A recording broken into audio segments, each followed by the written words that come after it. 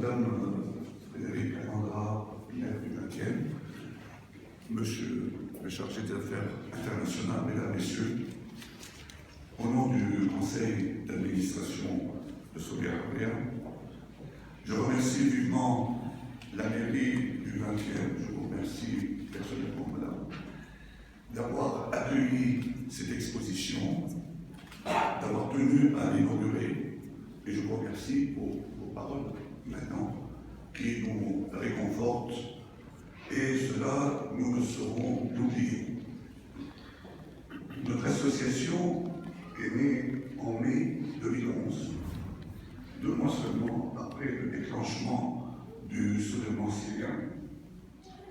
Les Syriens et les Franco-Syriens qui l'ont fondé, aussitôt rejoints par des démocrates français, se sont engagés d'expliquer la situation en Syrie et de populariser les revendications du peuple syrien, la liberté, la dignité, la justice sociale, qui étaient les mots d'ordre de l'ensemble du soulèvement arabe en 2011.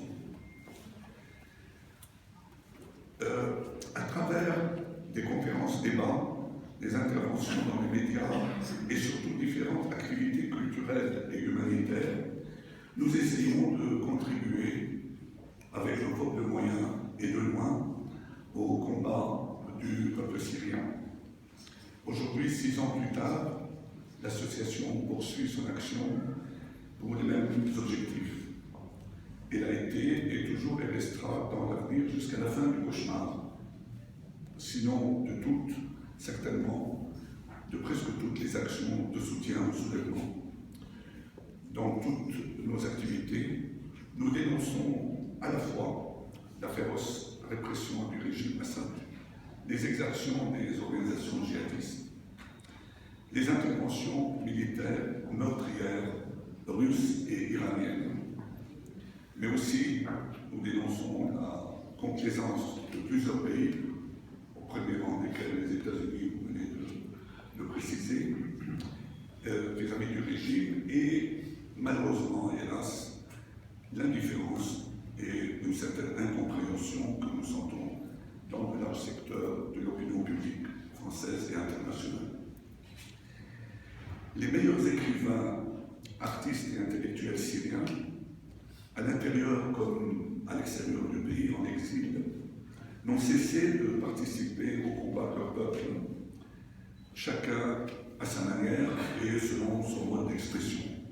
Cette exposition est un exemple significatif dans la mesure où elle associe les photographies de Zakaria Belkavi prises sur place et qui est restée sur place jusqu'à une période très récente, et les affiches de Farej Kachou qui vit à l'extérieur, l'affiche qui était destinée à accompagner les dimanches de Solaire Orléans.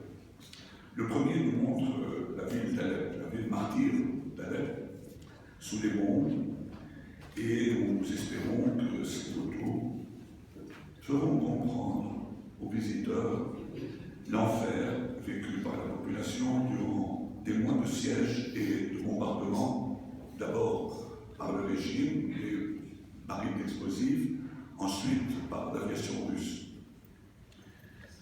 Le second, qui n'est malheureusement pas avec nous, retenu par des engagements professionnels, nous offre un spécimen significatif donc du travail des graphistes syriens, et ils sont nombreux, qui ont ces dernières années produit des œuvres de valeur. Je tiens à leur adresser à tous les deux les remerciements et la reconnaissance de Solaire Orléans. Je termine par dire que le combat va se poursuivre très longtemps. Et aujourd'hui, il y a une tendance un peu générale, et on en voit des exemples en France, à la normalisation avec le régime. Cela, nous devons nous y opposer, nous devons le combattre, comme nous devons refuser et combattre l'impunité qui est celle du régime depuis sa naissance. Ce régime est responsable de crimes contre l'humanité commis depuis la prise du pouvoir, depuis 1970. Les années 80 ont été un enfer en Syrie. Après le massacre de la prison de Palmyre, après la destruction de Hama, des 20 à 30 000 morts à Hama, après des dizaines de milliers de prisonniers politiques torturés dans les geôles du régime, ils s'en est sortis. Ils s'en est sortis après les agressions commises contre la résistance palestinienne. Ils s'en est sortis après les crimes commis au Liban. Cela doit cesser. Aujourd'hui, vraiment, je crois que notre tâche à tous, ici, là où nous sommes, c'est de refuser l'impunité, d'exiger que les criminels soient punis, condamnés et punis. Jugés d'abord, condamnés et punis.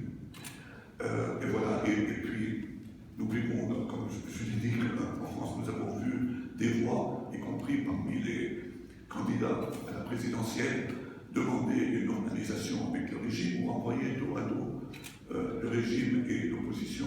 Cela aussi, je crois que nous devons continuer à les dénoncer comme nous le faisons. Je vous remercie de votre